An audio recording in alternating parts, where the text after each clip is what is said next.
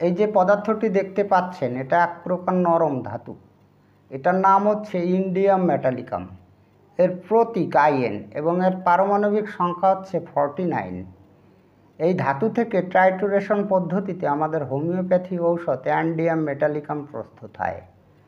বীজ্রপাত, আতকপালে মাথা ব্যথা, পিঠে বেদনা, গলার রোগ, বাতের ব্যথা ইত্যাদি জটিল জটিল ব্যাধিতে ঔষধটি সুফলের সাথে ব্যবহৃত হয়।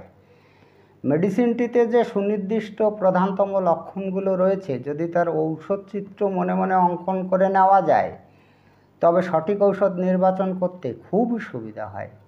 আজকের ভিডিওতে রেমেডিটির ড্রাগ পিকচার অঙ্কনের জন্য এমন কিছু গুরুত্বপূর্ণ তথ্য আপনাদের সামনে এক্সপ্লেইন করে শোনাবো যাতে সঠিক ঔষধ নির্বাচনের মাধ্যমে রোগীকে আরোগ্য করা যায়। ভিডিওটি ভালো লাগলে লাইক, কমেন্ট, শেয়ার করবেন এবং আপনি যদি এই চ্যানেলে নতুন এসে থাকেন তাহলে চ্যানেলটিকে সাবস্ক্রাইব করে রাখবেন পরবর্তীতে নতুন ভিডিওর নোটিফিকেশন সবার আগে পাওয়ার জন্য। এবার আমাদের এই ইন্ডিয়াম মেটালিকামের মাত্র 6টি প্রধানতম লক্ষণ রয়েছে। এটা ছোট একটা ঔষধ, তো ঔষধ নির্বাচন করতে এগুলোর গুরুত্ব অপরিসীম। তাই আপনাদের কাছে আমি রিকোয়েস্ট করব আপনারা ভিডিওটি না টেনে যদি এই 6টি প্রধানতম লক্ষণ একটু মনোযোগ দিয়ে শোনেন তাহলে আপনাদের ঔষধ সিলেক্ট করতে খুবই সুবিধা হবে। তাছাড়া এই ঔষধটি একটি ছোট ঔষধ হলেও কয়েকটি রোগের জন্য ভীষণভাবে কার্যকরী। তো আপনারা এগুলো মনোযোগ দিয়ে শুনুন, তাতে আপনাদেরই উপকারে আসবে। প্রধানতম লক্ষণ নাম্বার 79 রয়েছে মাথা। প্রস্রাব ও পায়খানা করার সময় রোগীর কিন্তু মাথায় যন্ত্রণা বাড়ে। কপালের উভয় রোগে বেদনা। এই যে লক্ষণগুলো, এই লক্ষণগুলো কিন্তু প্রচুর মেডিসিনে কিন্তু আপনি পাবেন না, 2-4টি মেডিসিনে পাওয়া যায়। আমাদের এই ইন্ডিয়াম মেটালিকামের রোগীদের মাথায় যন্ত্রণা কিন্তু প্রস্রাব করার সময় এবং পায়খানা করার সময় বাড়ে। ওই পায়খানা করার সময় যদি প্রেসার দিতে হয়, চাপ দিতে হয় তাহলে কিন্তু সেই সময় বাড়ে এবং প্রস্রাব করার সময় বাড়ে। সুতরাং মাথায় যন্ত্রণায় যদি এই লক্ষণটি সঙ্গে থাকে তাহলে সেই মাথায় যন্ত্রণায় আপনি ইন্ডিয়াম মেটালিকামের কথা ভাবতে পারেন। প্রধানতম লক্ষণ নাম্বার 2তে রয়েছে গলায় আলাজিব বাড়া ও ক্ষত। গলায় শ্লেষ্মার সঞ্চয়। গলার রোগেও কিন্তু ভালো কাজ দেয়। যদি আমাদের যে আলাজিব রয়েছে সেই আলাজিব যদি বাড়ে এবং সেখানে যদি ক্ষত হয় এবং গলায় যদি শ্লেষ্মায় থাকে তাহলে সেই ক্ষেত্রে আপনি ব্যবহার করতে পারেন। প্রধানতম লক্ষণ নাম্বার 3তে রয়েছে পাকস্থলী। বেলা 11টার সময় পাকস্থলী খালি বোধ। এই লক্ষণটি আমাদের সালফারের মধ্যে কিন্তু পাবেন। বমি বমি, ঘুম ঘুম ও দুর্বলতা ভাব। এই আমাদের এই ইন্ডিয়াম মেটালিকামের রোগীদের পাকস্থলীতে এই ধরনের সমস্যা থাকে। বেলা 11টার সময় পাকস্থলী খালি বোধ মানে খুব ক্ষুধা পায়, তৎসঙ্গে কিন্তু বমি বমি ভাব থাকে, রোগী ঘুম ঘুম ভাব আসে বা দুর্বলতা ভাব এইগুলো কিন্তু আসে এই পাকস্থলী রোগের ক্ষেত্রে। প্রধানতম লক্ষণ নাম্বার 4 রয়েছে যৌন রোগ। এই রোগটির জন্য কিন্তু বেশ ভালো কার্যকারী আমাদের এই ইন্ডিয়াম মেটালিকাম। তো লক্ষণগুলো একটু মনোযোগ দিয়ে শুনুন।